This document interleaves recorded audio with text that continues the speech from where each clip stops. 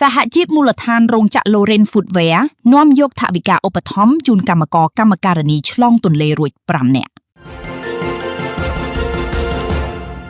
នាថ្ងៃទី27ខែឧសភាឆ្នាំ2026ក្រោមការអនុញ្ញាតពីលោកលីសុផានប្រធានសហព័ន្ធសហជីពជំនឿចិត្តកម្មករកម្ពុជា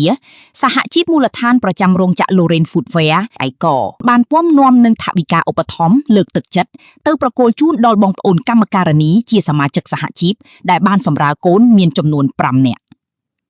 ម្នាក់ទទួលបានថវិកាចំនួន 90000 រៀលដែលមានរាយនាមនឹងអត្តលេខដូចខាងក្រោម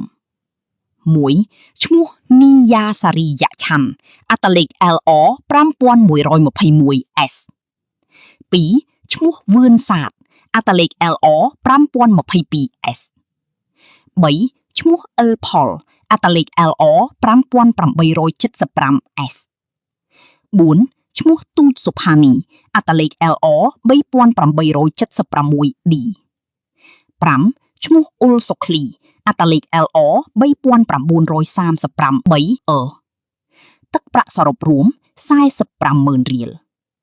ការឧបត្ថម្ភនេះគឺជាការស្ដែងឡើងពីការយកចិត្តទុកដាក់ខ្ពស់របស់ថ្នាក់ដឹកនាំសហព័ន្ធសហជីពក្នុងការជួយសម្រាលបន្ទុកនិងសួរសុខទុក្ខសមាជិកមហាគ្រួសារកម្មករនៅក្នុងគ្រាលំបាក